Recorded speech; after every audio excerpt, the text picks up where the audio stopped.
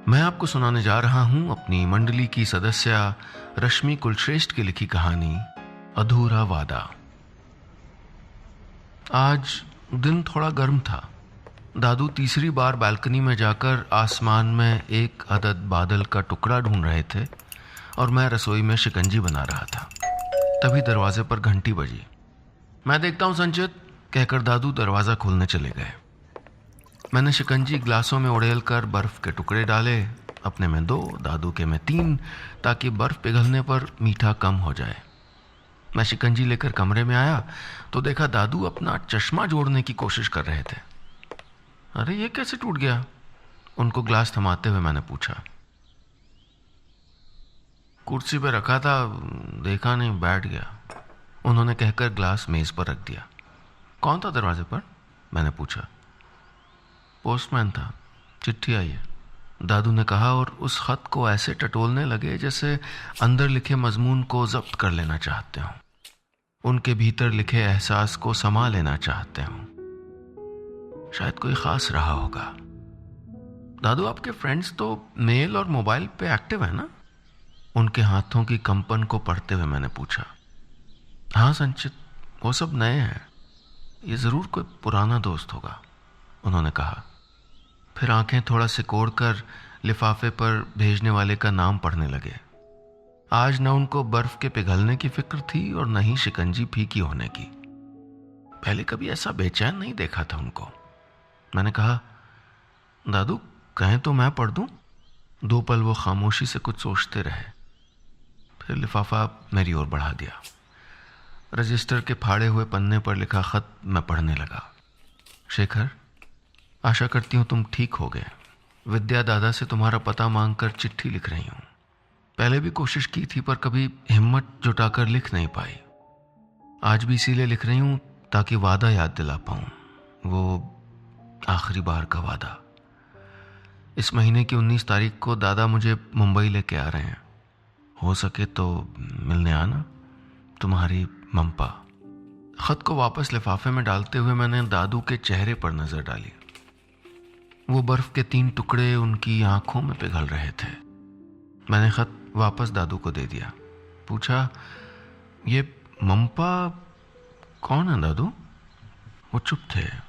मैं उनके जवाब का इंतजार कर रहा था। बर्फ के टुकड़े पिघल रहे थे और फिर उनके होंठ हिले बेआवाज। मैं समझ गया था, जरूर उन्होंने मम्पा कहा होगा। मेरी निगाह दादू के चेहरे की आड़ी टेढ़ी लकीरों में वो अतीत ढूंढ रही थी जिससे अभी अभी तारुफ हुआ था। दादू किसी सोच के गहरे समंदर में डूबते जा रहे थे। दादू, पुकारते हुए मैंने अपनी हथेली उनके हाथों पर रख दी। मेरी आवाज उन्हें वापस खींच लाई। गहरी सांस लेकर आंखों को मिचमिचाते हुए वो बोले, मम्पा बीती जिंदगी का वो हिस्सा है जिसे मैं भूल भी गया हूं और याद भी है। मम्पा की रौ में दादू बहते ही जा रहे थे कि उन्होंने खुद को रोक लिया।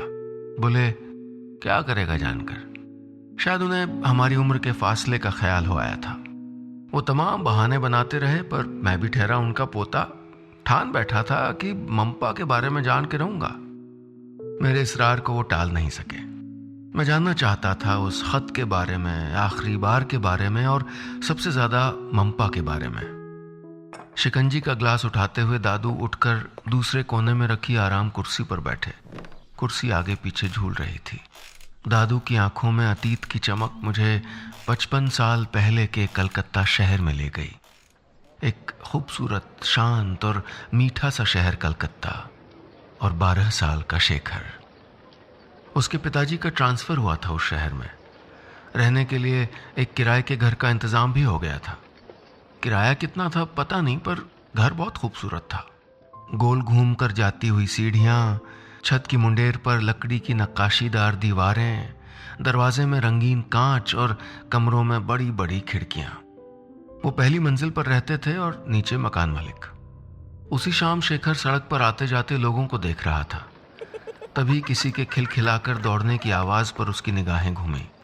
सीढ़ियों के रास्ते गोल गोल घूमते हुए एक 10 साल की बच्ची ऊपर ही आ रही थी और उसके पीछे उसका बड़ा भाई। वो पास आके बोली, हमारा नाम मंपा, तुम्हारा नाम की?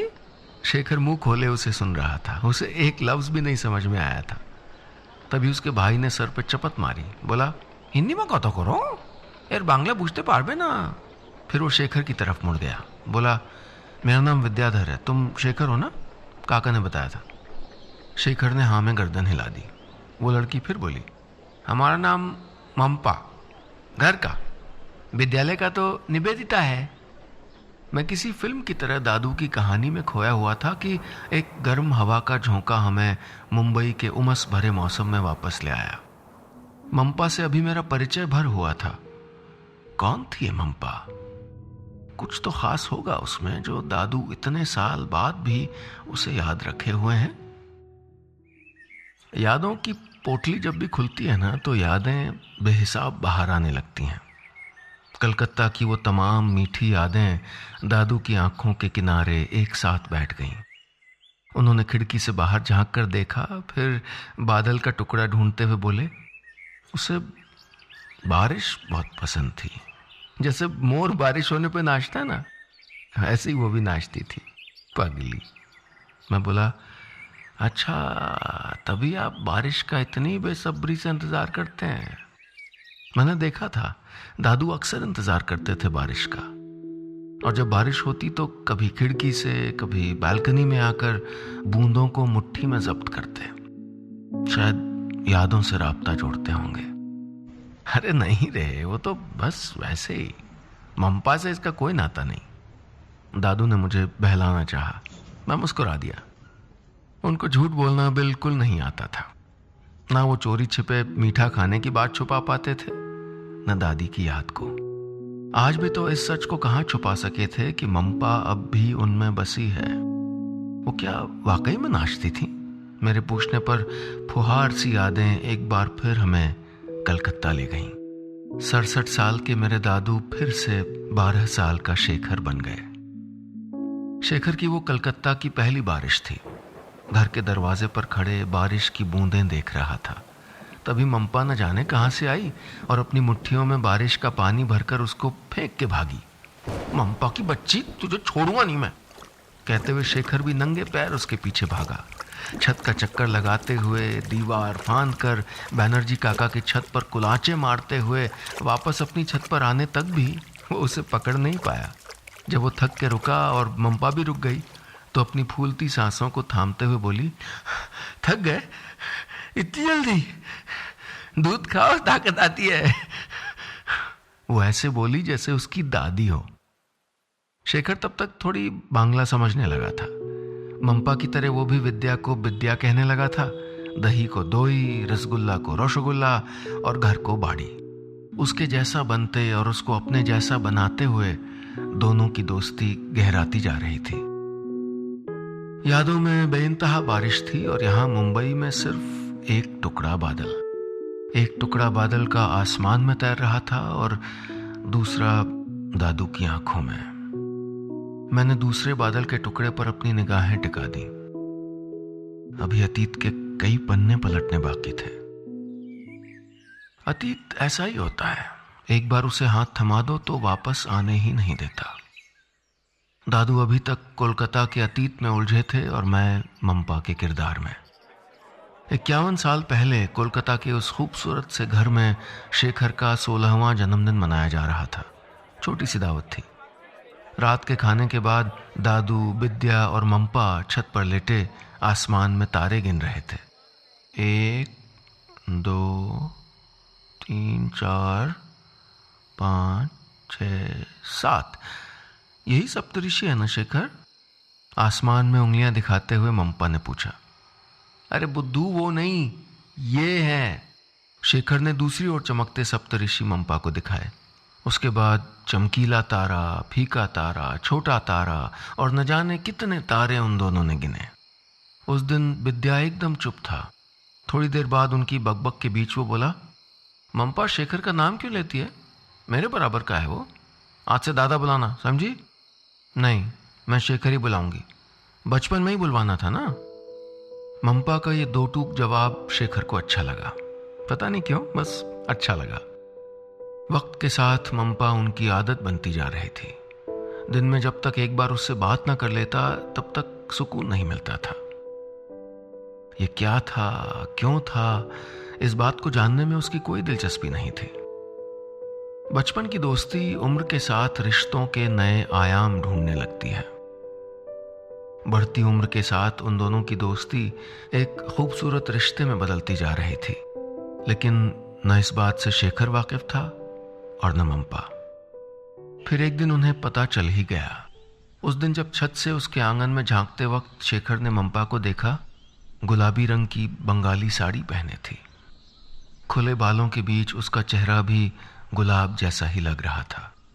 उनका दिल इतनी तेज धड़का जैसे बाहर निकल आएगा।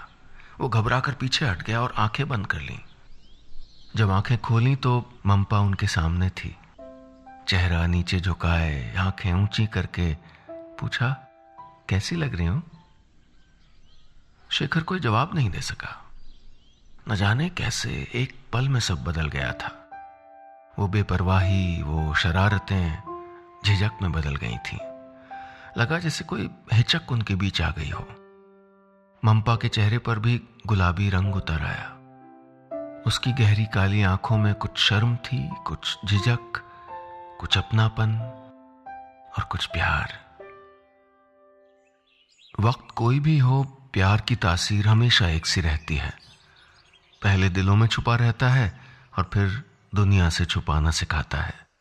शेखर और मंपा भी सबसे अपने प्यार को छुपाना सीख गए थे।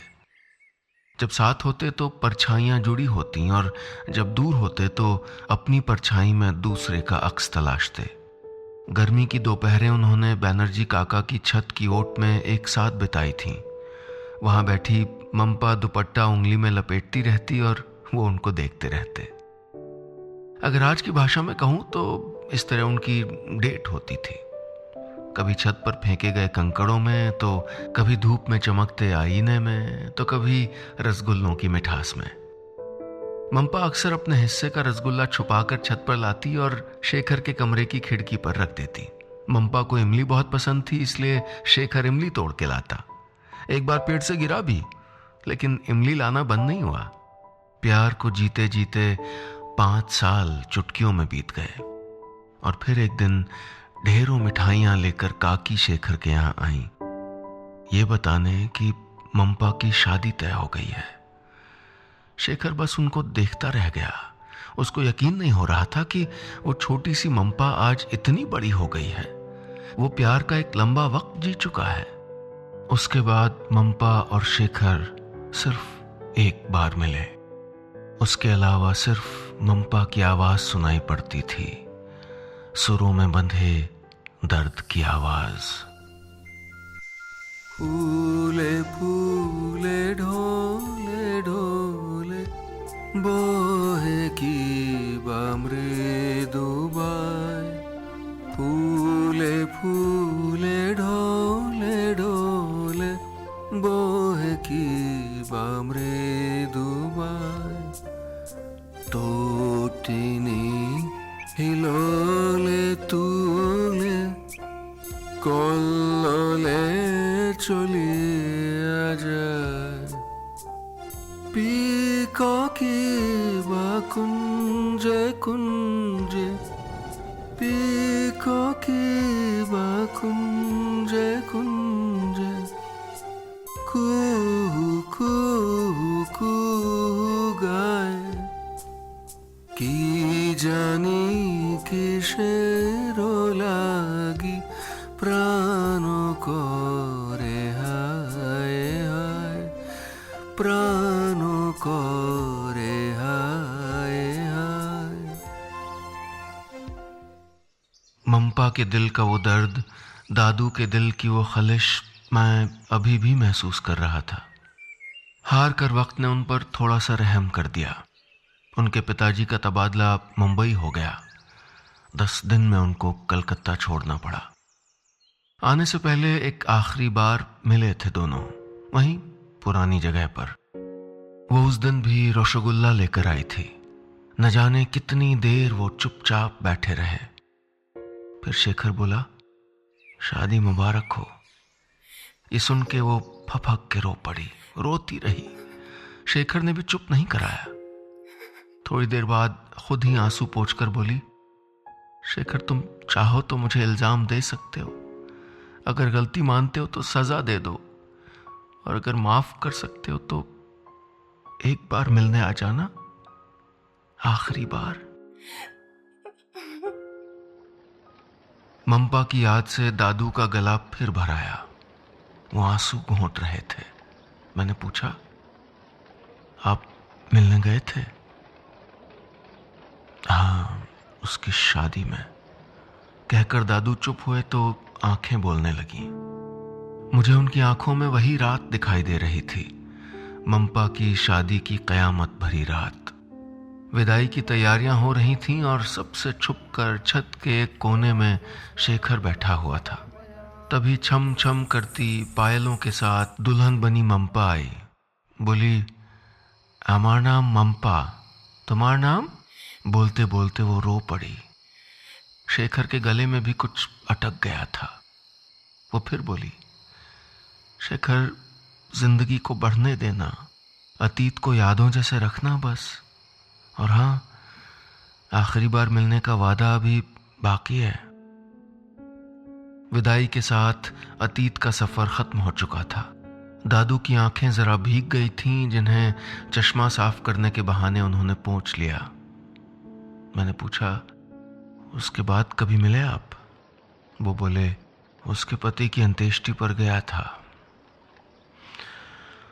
पर वो मिलने नहीं आई।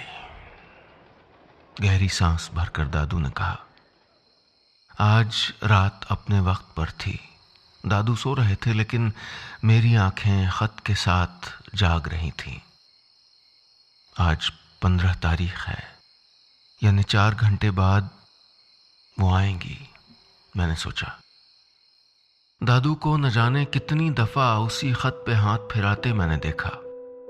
अधूरी ख्वाहिश बेचैनी बनकर उनकी आंखों में ठहर गई। मैं जब भी उनसे पूछता, क्या हुआ दादू, वो कुछ नहीं कहकर नजरें चुरा जाते। मैं जानता था उनके दिल को, पूरा करना चाहता था अधूरे वादे को। इसलिए विद्या दादा के नंबर पर मैंने फोन किया, चुपचाप। दादा ने जो बताया उससे मेरा दिल बैठ गया। मंपा जिंदगी के आखिरी पड़ाव पर थीं। 4 दिन से भरे बादल आज बरस रहे थे। दादू हथेलियां फैलाए बूंदों की ठंडक महसूस कर रहे थे। मैंने कैलेंडर देखा, फिर दादू को। कुछ काम निपटाकर नाश्ता फटाफट खत्म करते हुए मैंने कहा, दादू तैयार हो जाओ जल्दी से। क्यों? दादू ने पूछा। आप ले जा रहे हैं ना मुझको अपनी गर्लफ्रेंड से मिलवाने? वो टाइम की पंक्चुअल है। मेरी बात पर दादू मुस्कुरा दिए। हमेशा दौड़ता भागता मुंबई शहर आज बेहद शांत था। दादू रास्ते भर खामोश रहे और मैं भी खुद में गुम। करीबन 1 घंटे बाद हम हॉस्पिटल पहुंचे। गाड़ी से उतरते वक्त दादू की निगाहें मुझ पर उठ गईं, जैसे कुछ पूछ रही हों। मैंने उनके कांपते हाथों को थाम लिया। हॉस्पिटल की भीड़ पार करते हुए हम एक कमरे के सामने रुके। दादू ने कांपते हाथों से दरवाजा खोला। अंदर मशीनों से घिरी मंपा उनका इंतजार कर रही थी। बाहर खड़ा मैं अधखुले दरवाजे से उन्हें देख रहा था। दादू के होंठ मुस्कुरा रहे थे, लेकिन आंखें रिस रही थीं। वो आज खुश थे या दुखी? उन्हें सुकून था या बेचैनी? मैं नहीं जानता था। जैसे ये नहीं जानता था कि मेरी आंखें नम क्यों हो आई थीं, क्यों एक गीला कतरा मेरे गालों पर लुढ़क गया था।